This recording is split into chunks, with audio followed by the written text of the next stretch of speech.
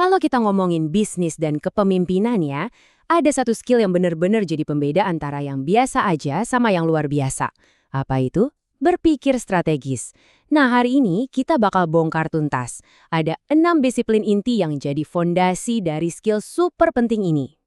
Oke, kita mulai dari sebuah cerita ya. Coba bayangin deh, Anda baru aja jadi pimpinan sebuah jaringan rumah sakit yang, kalau dilihat dari laporan, sukses banget. Keren kan? Semua orang bilang, wah ini masa depan cerah.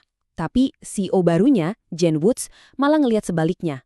Dia ngelihat ada badai yang mau datang. Persis seperti kutipan dia ini. Di saat orang lain lihat sukses, dia justru lihat ada kerentanan yang besar. Nah, kerentanan yang dia lihat itu sumbernya dari dunia yang kita semua hadapi sekarang. Para ahli sering menyebutnya badai CUFA. Apa itu CUFA? Ini singkatan dari complexity, uncertainty, volatility, dan ambiguity. Gampangnya gini, dunia sekarang itu kompleks, semua saling nyambung. Terus penuh ketidakpastian, masa lalu udah nggak bisa jadi patokan buat masa depan. Volatil alias gampang banget berubah, dan ambigu, serba nggak jelas. Intinya, dunia bisnis sekarang itu susah banget ditebak. Oke, jadi pertanyaannya sekarang, di tengah badai cufa yang kayak gini, gimana caranya kita nggak cuma bertahan hidup, tapi juga bisa maju pesat? Nah, pertanyaan ini nih yang jadi inti dari obrolan kita hari ini. Kenapa strategi itu jadi penting banget sekarang? Jawabannya, ya, dengan berpikir strategis. Eits, tapi tunggu dulu, ini tuh bukan semacam ilmu sihir atau bakat dari lahir yang cuma dimiliki orang-orang tertentu ya. Bukan, anggap aja ini kayak seperangkat latihan mental yang bisa kita semua pelajari. Kemampuan buat melihat lebih jauh dari sekedar urusan hari ini dan proaktif ngebentuk masa depan. Terus gimana dong cara melatihnya? Nah, ada kerangka kerja yang bagus banget nih, yang memecah prosesnya jadi 6 disiplin utama. Yuk kita bedah satu-satu. Ini dia nih, ke-6 disiplinnya. Kelihatannya banyak ya, tapi tenang, ada cara gampang buat ngingetnya.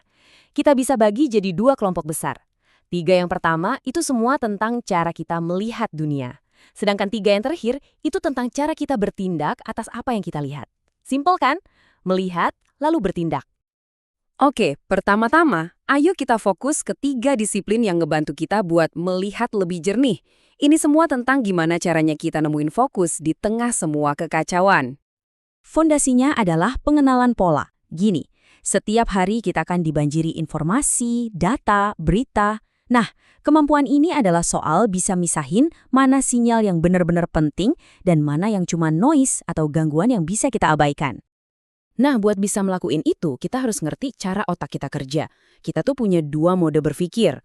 Sistem 1 itu yang otomatis, cepet, pakai insting, tapi sayangnya sering banget kena bias. Nah, buat ngenalin pola dengan benar, kita harus sengaja aktifin sistem 2 kita. Mode berpikir yang lebih pelan, lebih analitis, buat ngecek ulang insting kita tadi. Lanjut ke yang kedua, analisis sistem.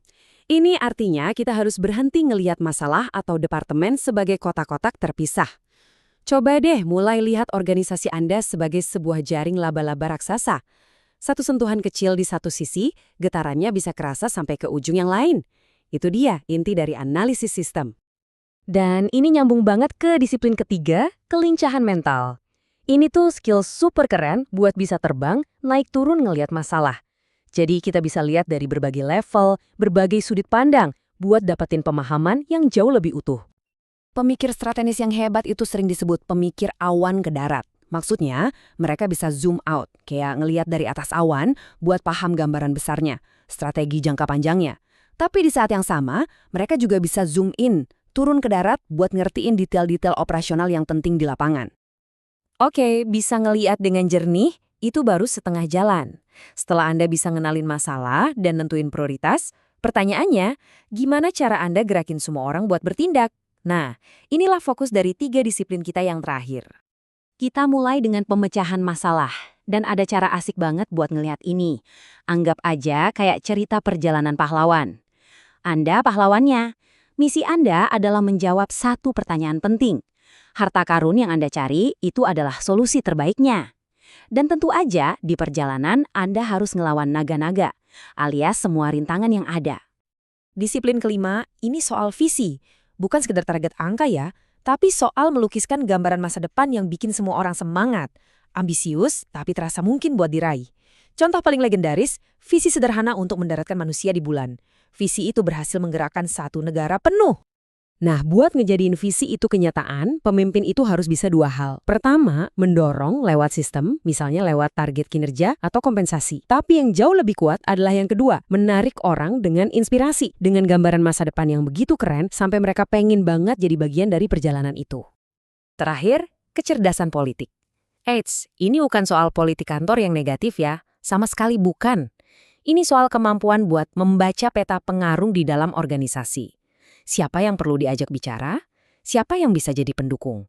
Tujuannya adalah supaya kita bisa membangun koalisi yang solid untuk mengubah strategi di atas kertas jadi aksi nyata. Kita udah lihat nih keenam kerangka kerjanya.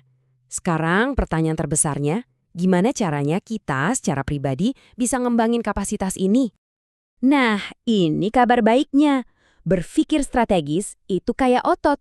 Semua orang bisa melatihnya. Kapasitas Anda itu bukan sesuatu yang tetap. Kapasitas Anda itu adalah gabungan dari bakat bawaan, ditambah dengan pengalaman yang sengaja Anda cari, dan yang paling penting, latihan mental yang Anda lakukan terus-menerus. Jadi, setelah kita ngeliat keenam disiplin tadi, pertanyaannya saya balikin ke Anda. Dari keenam otot strategis itu, mana yang paling Anda rasa perlu dilatih saat ini? Anggap aja ini kayak program fitness Anda. Jadi otot strategis mana nih yang bakal Anda latih mulai minggu ini?